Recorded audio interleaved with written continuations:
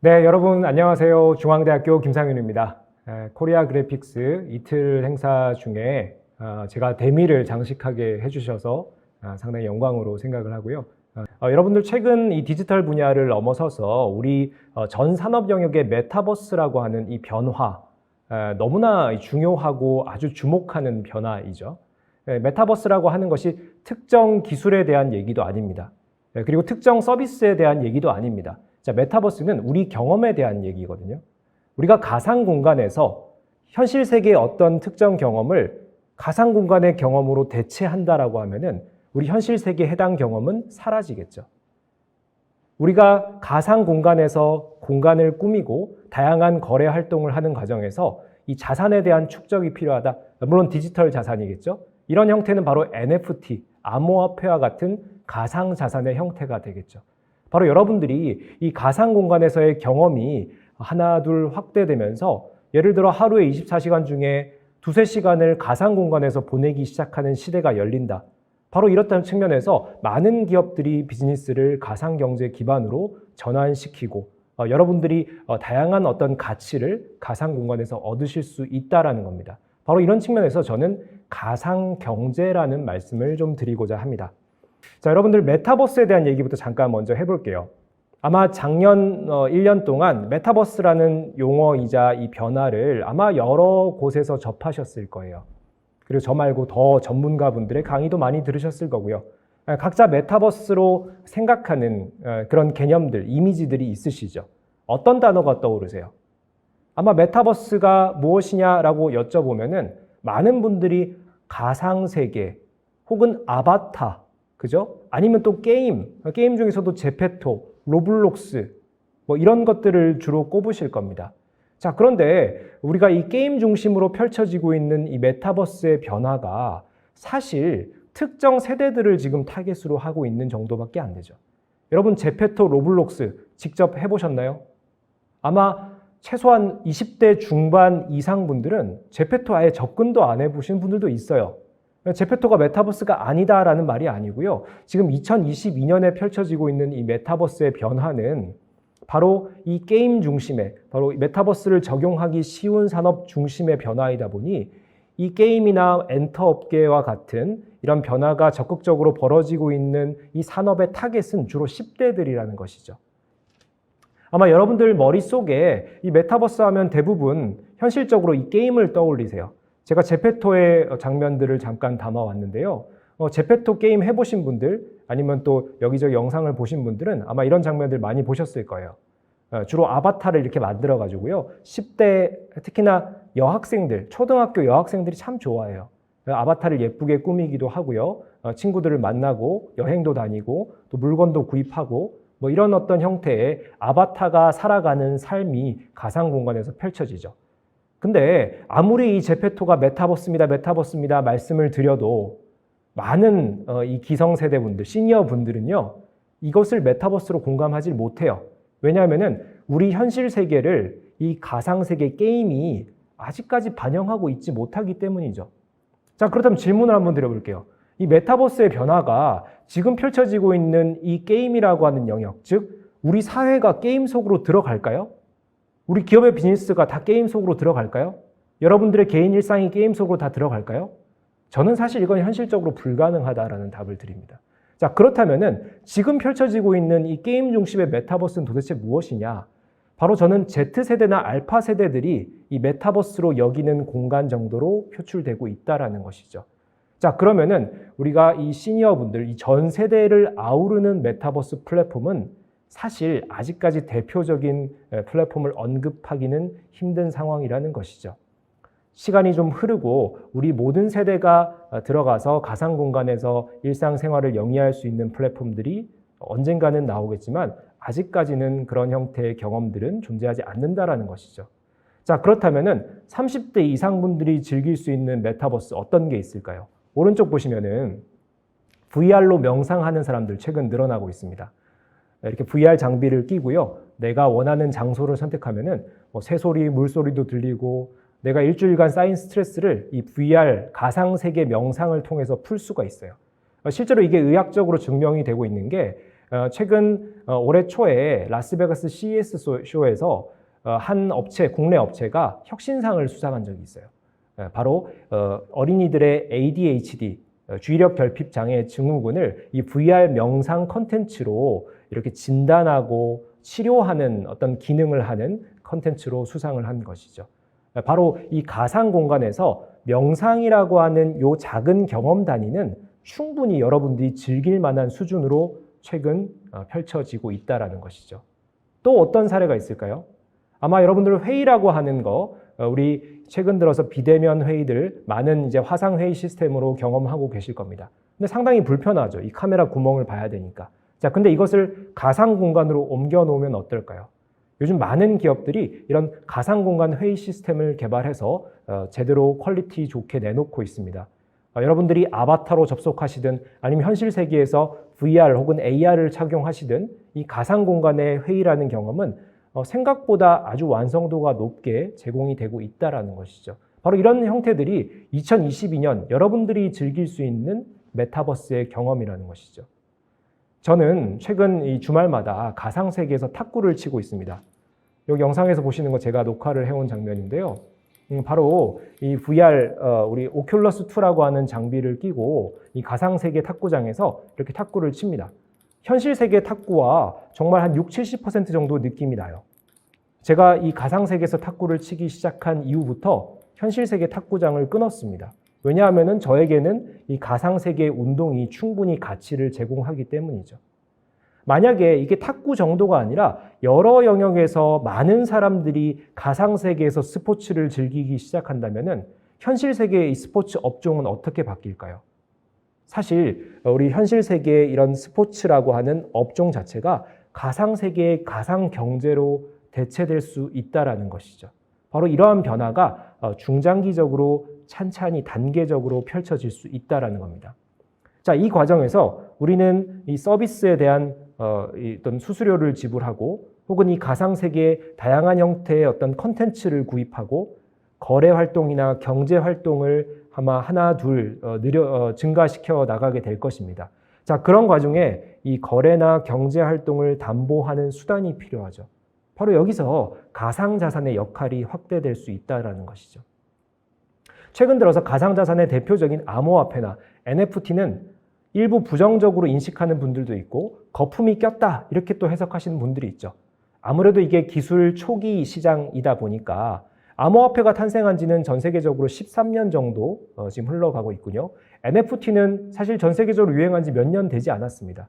자, 이런 상황에서 아직까지는 투기적인 목적으로 가상자산을 접근하시는 분들이 많죠. 그런데 이 메타버스 가상경제 시대가 펼쳐지면은 우리가 가상 공간에서 하는 비즈니스나 여러 경험 단위에서 이런 어떤 경제 활동의 화폐적인 수단 혹은 자산 축적의 수단, 거래의 수단으로서 이 가상자산이 다양한 용도로 확대될 수 있다는 것이죠. 자, 이런 측면에서 우리는 아주 긍정적인 사례를 보고 있습니다. 바로 디지털 예술 분야입니다. 이 디지털 예술을 하시는 분들이 우리가 이 디지털 예술이라고 하는 것을 하나의 예술 업종으로 분야로서 인정은 하고 있지만 생각만큼 수익 창출이 쉽지가 않습니다. 왜냐하면 디지털 예술이라고 하는 것이 이 디지털 상에만 존재하다 보니까 많은 사람들이 이것을 뭐 복사해서 쓰고 뭐 캡처해서 쓰고 이런 것에 너무 익숙하죠. 돈을 지불하고 이 작품을 구입한다는 것을 아직까지 받아들이기가 쉽지 않은 시장이죠. 그러다 보니 이 디지털 예술 창작가들은 이 경제 활동을 추구하는 것이 상당히 힘든 것이 지금까지의 어떤 상황이었습니다. 근데 NFT라는 게 탄생함으로써 바로 디지털 예술 작품의 소유권 인증을 할 수가 있다는 것이죠. 이 창작물을 누군가에게 판매를 했을 때 NFT를 넘겨주면은 이 구입한 사람도 NFT에 내가 소유자라는 정보가 담기고 이 정보는 블록체인상에 보관되기 때문에 소유권 이전이 완벽하게 일어나게 되고 이 소유자도 충분히 만족스러운 상황이죠. 그리고 이 창작자도 이 NFT를 통해서 경제적 가치로 나의 작품을 환원할 수 있기 때문에 바로 이런 측면에서 서로 윈윈할 수 있는 긍정적인 어떤 변화라고 할 수가 있죠. 최근 들어서 많은 창작가들이 이 가상 공간의 갤러리를 만들어서 나의 디지털 창작물들을 전시하고 있습니다. 여러분들은 이 가상세계에 VR을 끼고 접속하셔가지고요. 이 갤러리를 둘러보시다가 내가 원하는 작품이 있다. 클릭하시면은 바로 NFT로 구입할 수 있는 기회를 얻으실 수 있다라는 것이죠. 바로 우리가 기존에 인식하지 못했던 이 소유권 이전에 대한 부분이 NFT가 해결을 해주고 있다라는 겁니다. 최근 게임 컨셉의 메타버스 플랫폼들이 다양하게 출시가 되면서 우리가 경제 활동이라고 하는 것이 게임 속에 녹여지고 있습니다. 바로 플레이 투 언이라고 하는 트렌드죠. 대표적으로 로블록스라는 게임이 있습니다. 여러분 로블록스에서는요, 이 창작자 모드를 제공을 해서 여러분만의 게임을 직접 설계하시고 만드실 수가 있어요. 이 게임이 만약에 인기 순위가 올라갔다? 그럼 돈을 벌 수가 있죠. 아이템을 판매하고 비즈니스를 또 접목시킬 수가 있죠. 작년 한 해 전 세계에서 로블록스로 가장 많이 돈을 번 친구가 얼마를 벌었냐면요. 미국의 알렉스 발판츠라는 친구인데 1년에 30억의 수익을 올렸습니다. 이 친구가 만든 게임은 지금 그림에서 보시는 것처럼 탈옥수와 경찰이라고 하는 재밌는 컨셉의 게임인데요. 최대 동시 접속자 수가 60만 명까지 기록을 했고요. 2021년 기준 매월 3억 정도의 수익을 올렸다라고 합니다. 바로 이 가상세계에서 아직은 주로 게임과 같은 컨셉이 대부분이지만은 경제 활동이 차곡차곡 진행되고 있다라는 것이죠. 지구 반대편에는 또 슬픈 현실도 있습니다. 필리핀은 최근에 관광업계가 침체하다 보니까 이 생계 유지를 하지 못하는 이런 젊은이들이 많이 생기고 있어요. 자, 그러다 보니 이 게임으로 캐릭터를 키워가지고 이를 판매해서 수익을 창출하는 이런 어떤 젊은이들도 늘어나고 있습니다. 바로 대표적으로 엑스 인피니티라는 게임인데요. 오른쪽 밑에 보시면은 예쁘게 생긴 아이템, 캐릭터를 키워가지고요. 다른 유저에게 판매하는 것으로 수익을 창출하고 있습니다. 자, 이처럼 아직까지는 우리가 메타버스로 대표되는 것이 게임 플랫폼이 대부분이다 보니까 게임 속 세상에서 이렇게 경제 활동을 하는 형태들이 늘어나고 있지만은 향후에 다른 비즈니스가, 다른 업종이 이 메타버스 컨셉으로 플랫폼이 구성이 될 때는 바로 이 가상세계에서 돈을 벌고 직업을 얻는 사람들이 충분히 늘어날 수 있다는 것이죠. 바로 새로운 직업이 창출될 수도 있습니다. 제페토라는 플랫폼에서는요, 이 공급자가 일방적으로 아이템이나 혹은 이 아바타를 꾸미기 위한 다양한 어떤 컨텐츠들을 공급하고 있는 것이 아니라 하나의 생태계가 형성되어 있어요. 우리 사용자들이 직접 설계하고 디자인한 컨텐츠를 다른 이용자에게 판매하는 형태들이 벌어지고 있는 것이죠. 우리가 이를 크리에이터 혹은 제페토 크리에이터 혹은 NFT 크리에이터라고 얘기할 수가 있죠. 바로 하나의 직업이 되고 있다는 겁니다. 대표적으로 렌지라고 하는 크리에이터는 이 아바타가 입는 옷을 만들어서 한 달에 1,500만 원이나 수익을 올리고 있다고 합니다. 바로 가상세계에서 패션 업종이 지금 막 창출되고 있는 것이죠. 거기 관련된 직업들도 생겨나고 있다. 이렇게 해석을 할 수가 있습니다. 자, 가상세계의 다양한 형태의 플랫폼들 중에 요즘 참 재미난 게 있어요. 바로 가상부동산입니다. 여러분들 많이 얘기 들어보셨을 것 같습니다. 바로 가상세계에도 땅을 거래하고 건물을 거래하는 사람들이 있다라는 겁니다. 대표적인 플랫폼이 얼스2라고 하는 플랫폼이에요. 이름을 참 잘 지었어요. 지구의 두 번째 버전이다. 얼스1, 얼스2가 있는 게 아니고요. 지구를 그대로 복사해놨다. 그래서 지구의 두 번째 버전, 얼스2라고 이름을 명명을 했습니다. 이 얼스2에는요, 지구를 그대로 복사해서 자유의 여신상도 존재하고요. 에펠탑도 존재하고요. 청와대도 존재합니다. 청와대가 몇 년 전에 첫 거래가 몇십만 원 정도에 판매가 됐다라고 제가 들었는데요. 최근 시세가 한 3천만 원 가까이 올라갔다라고 합니다. 만약에 처음에 구입하신 분은 상당한 수익을 창출하셨겠죠. 만약 여러분들께서 그럼 나도 가상부동산 한번 투자해볼까? 라고 지금 잠깐 생각을 하셨다라고 하면은 좀 리스크도 고려하셔야 된다라고 좀 주의 말씀을 드리겠습니다. 자, 그 이유는 최근 들어서 이 얼스2 외에도 샌드박스라든지 업랜드라든지 디센트럴랜드와 같은 유사한 형태의 가상부동산 플랫폼들이 아주 활발하게 새롭게 출시가 되고 있습니다. 바로 이런 측면에서 내가 갖고 있는 이 청와대가 전 세계의 유일한 가상세계 청와대가 아닐 수 있다는 거죠. 그래서 지금 현재 벌어지고 있는 이 메타버스 관련 업종의 이 변화들은 아직 초기 시장이다 보니까 우후죽순 다양한 유사한 플랫폼들이 생겨날 수 있다. 이런 부분을 좀 리스크로 생각을 하시고 이게 투자나 투기 목적보다는 내가 메타버스에 진입한다. 혹은 어떤 재미나 취미 정도의 목적으로 접근하시는 것이 바람직하지 않을까 이런 말씀을 드립니다. 제가 지금까지 말씀드린 내용을 좀 요약을 하자면은 저는 이 가상경제라는 큰 그림을 그리고 이 각각의 변화에 대해서 접근을 하고 있습니다. 여러분들이 주로 알고 계신 게임 업종이 주도하고 있는 이 메타버스와 아바타가 들어간 이 공간의 가상화라는 측면이 하나 있고요. 그리고 30대 이상 분들도 메타버스를 지금 현재 경험할 수 있는 작은 단위의 경험을 가상화하는 측면이 있습니다. 업무를 가상 공간에서 하고 탁구를 가상 공간에서 치고 혹은 제조업의 설비를 가상 공간에 디지털 트윈 형태로 담는 것이죠. 이런 작은 단위의 경험의 가상화라는 한 축이 있고요. 자, 이 과정에서 이 다양한 서비스나 혹은 컨텐츠에 대해서 이 가상 세계에서 돈을 지불하고 거래하는 활동들이 바로 화폐 자산의 가상화를 확대시킬 수 있다는 것이죠. 이런 어떤 큰 틀이 가상 경제라고 하는 흐름으로 진행될 수 있고, 우리는 과거 디지털 경제라는 또 용어를 썼습니다. 이 디지털 시대가 흘러감에 따라서 많은 영역의 경제 활동들이 디지털을 이용해서 일어난다. 그래서 디지털 경제라는 변화를 얘기를 했죠. 바로 이 가상 경제라고 하는 것도 지금은 작은 단위의 변화들이지만은 우리가 경제라고 할 만큼의 규모가 이제는 갖춰질 수 있다. 중장기적인 접근이 필요하다라는 것이죠. 역시나 전 세계 선도 기업들은요, 가상 경제로의 전환을 다양한 형태로 대비하고 있습니다. 2021년 10월 발표된 모건 스탠리의 보고서에 따르면요, 상당히 재밌는 내용을 발표를 했는데, 미국 뉴욕 증시 상장사를 조사를 해봤더니 52개사가 이런 가상 경제와 관련된 투자들을 단행하고 있다, 이렇게 얘기를 하고 있습니다. 어떤 유형이 있느냐? 첫 번째로는 이 코인베이스와 같이 암호화폐나 NFT 관련된 비즈니스 하는, 이런 직접적으로 비즈니스를 하는 기업들이 한 유형이 될 수가 있고요. 두 번째는 테슬라나 마이크로스트레치즈라는 기업처럼 기업 내부 자산으로서 비트코인을 적극적으로 매입해 나가고 있는 기업들이 있습니다. 예를 들어 테슬라는 작년 어느 시점에 약 2조 6천억 원의 비트코인을 보유하고 있다라고 발표를 하기도 했고요.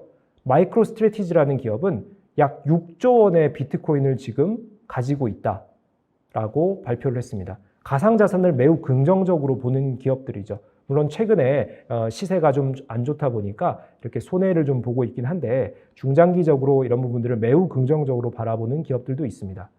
세 번째로 JP 모건 체이스와 같은 이런 금융 기업들은 가상자산 비즈니스를 하는 기업에 지분 투자를 한다든지 혹은 금융 상품 중에 가상자산에 투자하는 상품들을 설계해서 발표하는 등의 노력들을 진행을 하고 있습니다.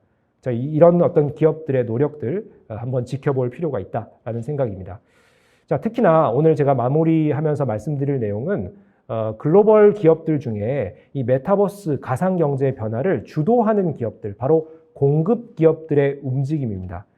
여러분들이 대표적으로 생각할 수 있는 이 메타버스 주도 기업들은 바로 페이스북, 지금 이름이 메타로 바뀌었죠. 이 기업이 있고, 마이크로소프트 혹은 엔비디아와 같은 기업을 들 수가 있습니다. 각각 기업마다 조금씩 접근법이 다른데요. 먼저 마이크로소프트 같은 경우에는 아무래도 사무용 소프트웨어 기반의 기업이다 보니 매우 실용적으로 특정 영역이나 특정 업무에 적합한 이 메타버스 플랫폼이나 소프트웨어를 설계하고 출시하는 쪽으로 포커스를 맞추고 있고요. 이 메타라는 기업은 전 세계에서 가장 이 메타버스 변화에 우호적인 기업이죠. 거대한 자금을 투입해서 이 메타버스 시장 전체를 장악하기 위한 노력을 전개하고 있습니다. 엔비디아 같은 경우에는요, 최근 GPU 판매로 인해서 남은 투자 여력을 디지털 트윈 옴니버스 플랫폼에 투자하는 것으로 접근을 하고 있죠. 먼저 첫 번째, 메타의 변화를 잠깐 살펴보겠습니다. 우리가 메타버스에 어떤 영역들이 있느냐, 굳이 좀 이렇게 칼로 잘라서 얘기를 하자면은 CPDN 정도로 얘기할 수 있습니다. 바로 컨텐츠 플랫폼 디바이스 네트워크 시장이죠. 각각이 워낙 유니크한 영역이다 보니까 좀 분리를 해서 살펴볼 필요가 있죠. 근데 페이스북, 즉 메타의 노력은요, 과거 인스타그램이나 페이스북에서 출발한, 즉 SNS 기반의 플랫폼 경쟁력을 이미 장악하고 있는 상황에서 최근 들어서 다양한 이 콘텐츠를 개발하는 것으로 노력을 전개하고 있죠. 또 한 축의 변화는 바로 디바이스적인 접근입니다. 메타의 노력을 조금 더 구체적으로 들여다보면은 최근 들어서 바로 이런 어떤 디바이스적인 측면들을 상당히 투자를 단행하고 있습니다. 리얼리티 랩이라고 하는 내부의 기술 연구소도 설립을 해서 어떻게 하면은 이 시각적으로 혹은 또 사람들이 이용하기에 편한 어떤 형태의 인터페이스를 구축할 수 있을까, 다양한 투자를 진행하고 있고요. 앞으로 출시될 메타 퀘스트 3 혹은 오큘러스 3가 될 것 같습니다. 올해 하반기에 출시 예정이라고 소문은 들려오는데 아직까지 이제 정확한 소식은 나오지 않고 있죠. 바로 이 다양한 형태의 어떤 실감나는 형태의 그래픽 기술들을 적용한다든지 혹은 좀 실제 불편한 부분들이 있죠. 이런 것들을 개선한 형태로 제품이 나오지 않을까 한번 기대를 해보겠습니다. 또한 메타의 노력은 바로 호라이즌이라고 하는 이 플랫폼을 새롭게 출시한다는 건데요. 호라이즌이 도대체 뭐냐? 한마디로 말씀드리면은 우리가 SNS라고 하는 것은 약간 평면적인 어떤 우리의 소통 공간이죠. 근데 호라이즌이라고 하는 것은 아바타가 들어가서 소통하고 사회적 관계, 네트워크를 확대하는 3D SNS다. 이렇게 좀 생각을 하시면 됩니다. 여러분들의 아바타가 호라이즌 월드에 들어가서 생활을 하고 나의 공간을 만들고 주변 지인들과 이 아바타로 관계를 맺는 SNS의 메타버스 버전이라고 볼 수가 있죠. 자, 그런데 이 메타가 접근하고 있는 것에 여러 한계가 지적되고 있습니다. 가장 대표적인 영역이 바로 디바이스 측면이죠. 이 VR이나 AR 기기가 사실 역사적으로 보면 50년, 100년도 더 된 기술입니다. 과거에 군사 혹은 과학 용도로 활용된 것이 바로 시초이죠. 그런데 지금 50년, 100년의 역사를 가지고도 왜 아직까지 이렇게 상용화가 더디느냐? 바로 이 불편함에 있다는 것이죠.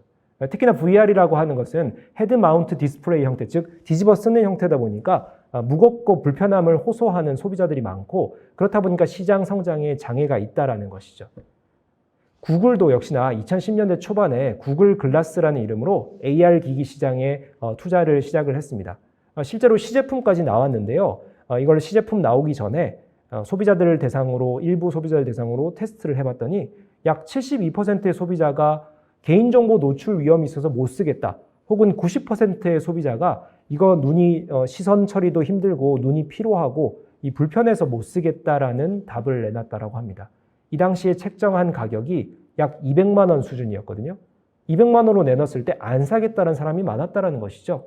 그래서 2010년대 초반에 어찌 보면 메타보다 더 빠르게 AR 시장에 진출했음에도 불구하고 이 대중화시키지 못한 사례가 있다는 것이죠. 애플도 최근에 글라스라는 이름으로 이 AR 시장을 준비를 하고 있습니다. 자, 구글도 준비하고 애플도 준비하고 최근에는 소니도 이런 투자의 어떤 움직임들이 펼쳐지고 있죠. 바로 VR, AR, MR이라고 하는 이 가상현실에 접근하는 접근 기기의 입장에서 우리가 어떤 것을 이 시장 표준으로 수용하게 될까요? VR이라고 하는 가상현실 기기의 장점은 바로 몰입감을 들 수가 있습니다. 이 VR 기기를 통해서 우리가 정말 실감나는 가상세계의 경험을 할 수가 있죠. AR이라고 하는 기기의 또 장점도 있습니다. 일단은 글라스 형태니까 좀 가볍다라는 것이고요. 매우 편리하죠. 다만 실감나는 경험이라든지 입체적인 경험은 좀 미약한 부분이 있죠. 그래서 중간 단계인 MR 형태, 믹스드 리얼리티 형태로 이 디바이스를 개발하는 기업들도 있습니다. VR과 AR의 중간 형태이겠죠. 자, 그런데 어떤 기기가 시장 표준을 장악할지 아직까지는 정확한 예측이 나오고 있지 않은 상황에서 당장 이 기기 시장이 메타버스를 주도할지 사실 의문이 들고 있는 시점입니다. 마이크로소프트는 조금 더 실용적으로 접근하고 있습니다. 바로 홀로렌즈라는 이름으로 특정 업무 용도, 특정 산업 용도에 적합한 이런 AR 장비를 개발해서 2015년부터 출시해 놓은 상태인데요. 주로 제조업이라든지 의료업이라든지 이런 어떤 다양한 형태 용도가 분명한 어떤 이 목적으로 홀로렌즈를 개발해서 출시를 해놓은 상태고요.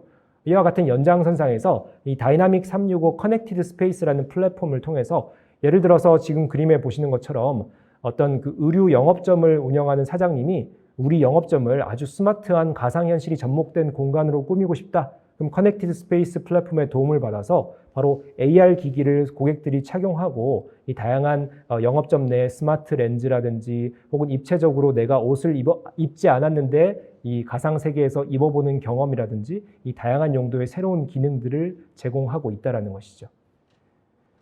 엔비디아는 좀 재밌는 형태로 어떤 투자를 진행하고 있는데요.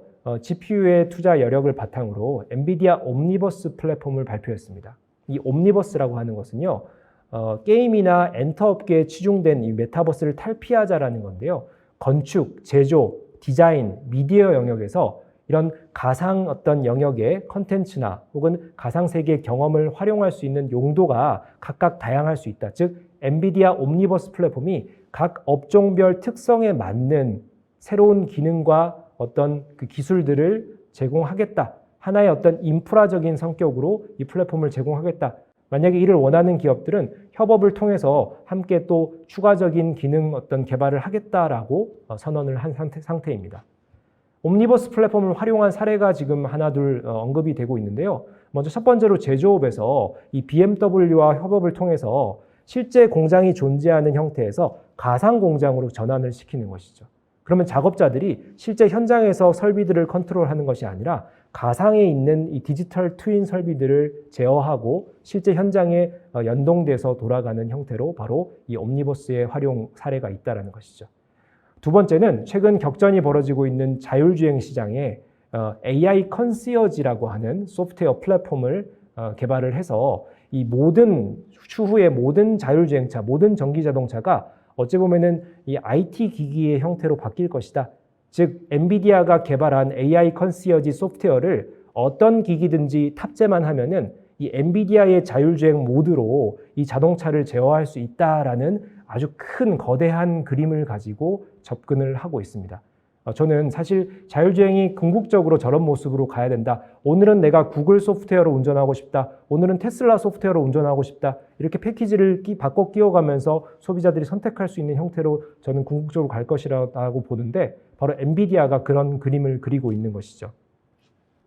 엔비디아는요, 최근 이 메타버스 플랫폼들의 다양한 아바타 형태들이 유행하다 보니까 이 아바타를 인공지능으로 만들어주는 이 소프트웨어도 개발해서 발표를 했습니다. 바로 여러분들의 얼굴과 유사한 아바타를 만들어주기도 하고요. 혹은 여러분 얼굴과 전혀 다른 형태의 어떤 새로운 아바타를 만들어주는 기능을 가지고 있습니다. 최근 아마존의 또 어떤 도전도 서서히 나타나고 있는데요. 아마존은 2022년 2월에 이 메타버스 기반의 자체 게임 엔진 룸버야드를 활용한 서비스 개발자 고용을 시작했는데요. 이 AWS가 메타버스 영역에서는 그다지 투자나 이런 것들을 진행하고 있지 않다가 올해 초부터 바로 이 메타버스에 대한 키워드를 내부 고용에도 지금 반영하고 있다라는 것이죠. 만약에 아마존이 주도권을 가져간다라고 하면은 이미 전 세계적으로 주도권을 잡고 있는 클라우드라고 하는 이 플랫폼에다가 이 다양한 형태의 메타버스 소프트웨어를 위에 얹어가는 형태로 어떤 표준을 장악하려고 움직임을 보이지 않을까 한번 예상을 해봅니다. 여기까지 제가 준비한 내용이고요. 짧은 시간 동안 좀 큰 얘기부터 말씀을 드리느라 어떠셨는지 모르겠습니다. 어느 정도 우리 트렌드를 파악하시는데 도움이 되셨으면 좋겠고요. 혹시 질문이나 의견 있으시면 채팅창에 주시면 간단하게 답을 드리도록 하겠습니다.